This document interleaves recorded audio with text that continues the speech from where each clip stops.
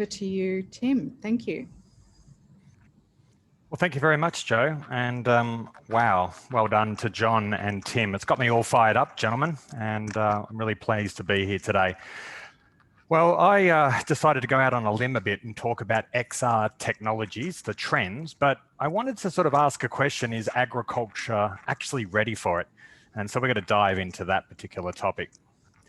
Now, this is the figure that blows me away, right? In 2025, virtual and augmented reality marketplace is going to be worth around $661 billion. That's a big number. And a subset of that is the augmented reality glasses. All right, so they're the glasses that we put on and we see augmented reality. But we've got the big players like Microsoft, Google, Apple, and Sony. They're all sort of vying for that space. And that's fantastic because we're seeing a lot of investment in that area.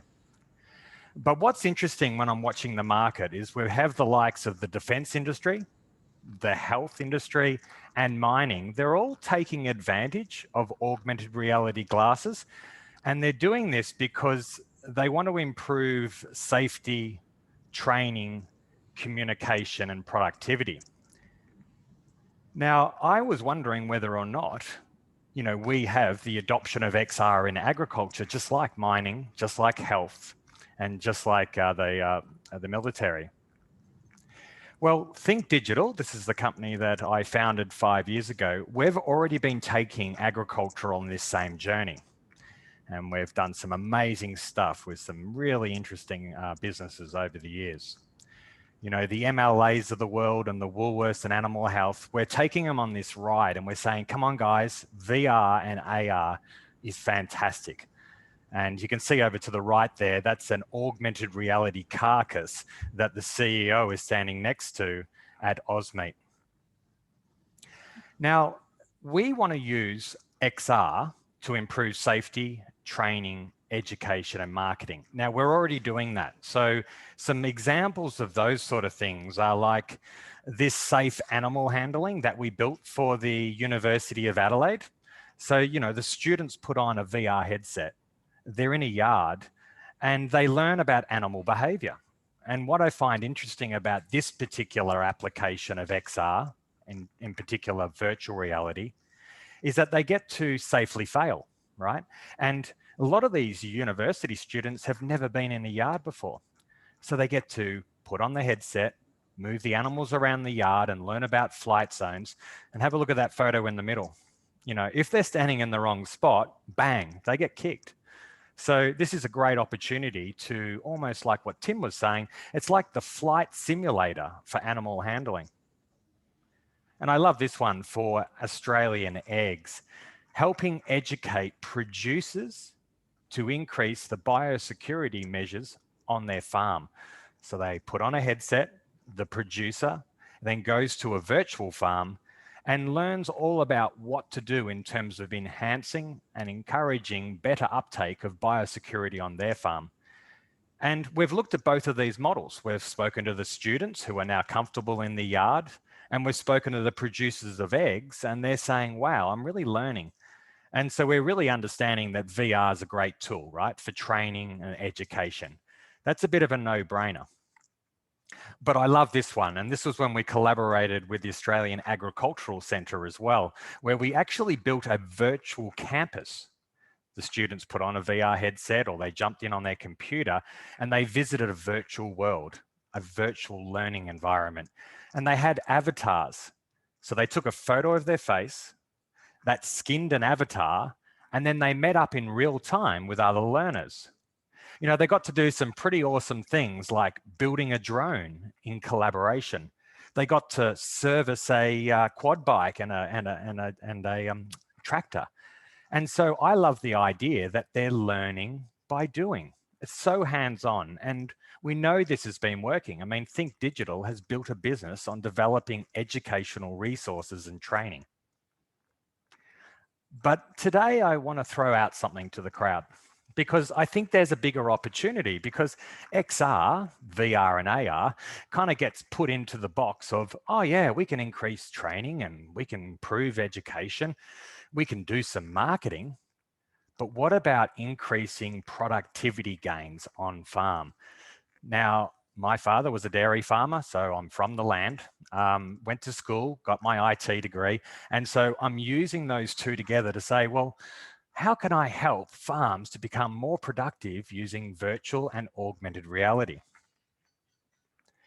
Now, we know already that we've ticked the box on safety, biosecurity, animal handling.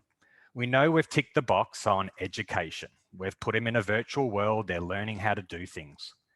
We're doing training, but look at those bottom 2 points. See, communication, being able to use VR and AR for better communication, just like Tim was covering, and then also productivity. So at Think Digital, we're taking a big step forward to elevate our business to say, right, we've got all the others covered. Where can we go, guys, in terms of increasing productivity? Now, at the moment, we're capturing lots of data, right? It's all coming in thick and fast, right? We've got weather stations, we've got tank sensors, gate sensors, we've got all sorts of satellite imagery, we've got drones, and there's a lot of data. And this idea that Tim brought up, this internet layer of data sharing, is so important because it's all there, right? And we want to be able to use it. But right now, this is where I think everyone is. They're at this stage. See, what they're doing is they're bringing this data in, they're running it through some spreadsheets, they're putting together some algorithms, and they're saying, rightio, I want to make better informed decisions. I want this data to tell me things. I want to improve what I know about my herd. I want to improve the growth of my wheat. And so currently in 2021, dashboards and aggregators are the hot topic. I mean, I've just come back from Beef Australia and I saw it firsthand. I saw the big winners, the ones that were really hot and in the media and a lot of people coming up. They were the aggregators, and hats off to them. I think it's fantastic. We've got AgriWeb, and I mean, have a look at this guy down in the bottom right-hand corner. He's out in a field, but he's holding an iPad. And I'm just going, where can we take this? So I'm looking at Think Digital and thinking, where can we be in 5 years? I mean, it's so important when you own a business. You've got to throw a long line out there. You can't just deal with today. You've got to think about, well, where are we going? And so I think there's a huge opportunity right now for XR. I think XR can step forward using all of the IoT and all of the data. Let's grab the dashboards and the aggregators and let them do all their handiwork. And then let's take that data that's been aggregated and let's put it into wearables. Let's develop things so we can actually see the data and interact with the data in situ, out in the paddock and as a digital twin. Combine that with a bit of AI, artificial intelligence, and combine it with a bit of robotics, and bingo, you're kind of seeing where we're heading. So I want to introduce you to Farm XR, and this is the latest, brainchild of Think Digital, and we're really pushing this now and really enjoying this new focus here at Think Digital. See, Farm XR allows you to use data in augmented reality wearables, and guess what? We've got it working. This isn't just a wish, we've actually got it working. And we're putting on things like this wearable. This is known as the Magic Leap. Now, Google is a big owner of Magic Leap, and it's not a bad pair of wearables. We've got it working on the HoloLens. This is a Microsoft product, and we're now using it in Microsoft. And we're also using it and hoping for the big release of the Apple wearable, which is coming up. So FarmXR, let's dive in. So FarmXR allows us to use location-specific data or geo-reference data, things like IoTs and cattle tags. We can overlay NDVI data and soil data, and we can even drop tasks and instructions, and they drop a digital pin, and when you're out in the paddock, the pin pops up in front of you. And then the one that I think will help a lot is the remote assistance. So a lot of these headsets, they've got that little camera. You can beam in your vet, beam in your mechanic, beam in your manager or your agronomist, and they can kind of help you. I know that's not sort of AR, but at the end of the day, the AR headset's got the camera. Why don't we use it? Now, the end user of FarmXR or an AR wearable solution for the market are producers, right? And it's their team. It's the people out in the field, the owners of the farm. but it's the agronomists and consultants that can use it. Even those corporate farms who have a head office in the city, or they might have a manager out on the farm, they can use it as well. And we've even got government using it and education. So I'm really excited that FarmXR allows everybody to use it. Now, we've already got traction. This isn't just a wish, and I hope this is where we're going. We've already been backed by the Department of New South Wales, and we've worked with the smart farms up there in New South Wales, and we've already started to drop digital pins around those farms. Now, we've developed a companion app, which is on a iPhone or on an Android phone, and you can hold it up while you're on the farm and the pins pop up in front of you. And one of my personal favorites, Waddy Waddy. Now, this is a really cool one because it takes us a little bit away from farming, but it's still sort of land and management. We dropped 350 geo-based pins in the Simpson Desert. Now, try and do that when you're dealing with data and satellite connectivity and all that out there. But the concept, I wanted to push it as hard as I could, right? I didn't want to just do it where we've got 4G. Let's go out to the desert and let's really push it. And look, it's working. We're capturing the native tongue of the Waddy Waddy clan. And then when you drive around or walk around, the pins pop up in front of you. Now, I've shown you a lot of sort of out in situ, but the other thing we've developed is a digital twin. So this is a collaborative augmented reality experience where we beam out the farm or the property on the table. We're using 3D drone scans or we're using satellite imagery, and then we're overlaying the data. So we're using things like soil, NDVI, feed on hand, and we're also integrating IoTs. So we're pulling in sensor information, things like weather stations and gate sensors. And recently we've also integrated with cattle tags, which give us the geolocation of the cattle. So then we can actually find out where they are before we go out mustering. Now, I love sort of taking this out and really seeing if it's working. Nothing worse than sort of sitting at a desk thinking, oh yeah, I wonder if this is going to work. Well, we're already doing it. We're out in the marketplace, and only just yesterday were we featured in the Stock Journal, where we visited some actual growers in the Riverland in South Australia, and we went out and discussed how augmented reality could improve labour shortage. And we got down to such a level that we thought, you could put on the AR wearable, it would scan the fruit, and then it would decide whether or not you could pick them. And we had a bit of a laugh and thought about power hour. So then suddenly the augmented reality headsets go on, and then we would offer more prizes for people who are picking faster fruit. Now, the good thing about this is it's one step towards robotics. And that's the big problem out in horticultural land. They've got a labor shortage and they're looking at other ways of picking fruit. So if we can develop an augmented reality experience for fruit pickers, which basically is a roadmap into robotic fruit picking, then happy days and everybody wins. So the co-founders of Think Digital are from the land, and myself, Tim, and Kat, we work together very closely with not only our knowledge, but outside knowledge and investment. We've got an agricultural background, an IT background. I think we're good at communication, and we're running a pretty mean business. So I guess, Joe, what I'm looking at today is I'm hoping that kind of challenges everybody and think about it. But the big thing that I'm really looking forward to as a farmer is getting my two hands back, because I can't stand holding a phone when I'm out there working. I mean, if I'm pulling a calf, don't make me pull a phone. I don't want to hold a phone. If I'm driving a tractor, riding a motorbike, give me my hands. And I think that's one of the things that everybody might forget, as a farmer, well, as a producer, a worker, we really need our two hands. And that's why I'm so excited about wearables and the industry. So we're seeking people like data providers. I'd love to speak to more AI companies. We're doing a fantastic one at the moment with meat, where we're looking at sort of AI in meat, but we're looking at working with government. They're the ones that are really interested in pushing this technology and showcasing it to the industry, and industry bodies as well that want to challenge the norm, get us off the 2D screen, get us using our hands and getting us to be more safe and more productive. So that's it for my presentation today. I hope that's sort of given you an indication where we think XR is heading.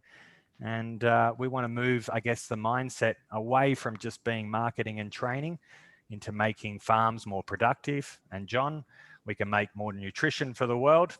And Tim, mate, I reckon you and I should catch up offline because it sounds like we're on the same page. All right. Thanks for that, Joe. Pleasure. Thank you, Tim. Yeah, our virtual campus that you created for us last year is amazing. It was so much fun. Yeah. As to your question, is agriculture ready? I think it is if it helps decision making. I think the actual use of AR and VR may come down to entities like us that the user is only the collector of the data, and the framework that we have communicates the knowledge that will improve their operation, you know, economically, environmentally, and nutritionally. I think maybe in the next generation, it might be with our kids that are so used to using, the tools that you showed. But, yeah. Robin Alders has a message for you. She said, can this same approach help consumers improve their understanding of how to construct a more sustainable diet in line with the Australian context, as distinct to North American and European contexts? Well, that leads me back down the road of educating. So AR, VR is a fantastic tool to teach kids about where their food comes from, teaching them about their dietary habits, making healthy food decisions. More recently, we were at the Sydney show with Woolworths, where we drove in our big VR bus and we used VR and AR to encourage kids to make better, healthier decisions for their lunchbox. So understanding about that, but then I wonder whether or not, Robin, we could have like a virtual body, almost like you put in the food and it's like a processor. And so, maybe it's your digital twin and you say, should I eat those fries or should I have an apple? Let's actually put the fries and the apple into the digital twin and see what happens. So I kind of lean back on education for that. But also let's actually make it more about making a decision. What about actually at the point of purchase? So it could be around an augmented reality experience that highlights particular dietary requirements. So, don't buy that, buy this. This will give you a particular problem with your health. And so, yes, I'm seeing this popping up in retail. Let's hope it doesn't overdo it when we're walking down the aisle of a supermarket. And that's off the fly there, Joe. I'm just thought about those couple of answers for Robin. Maybe you could get and see where you expand. Yeah.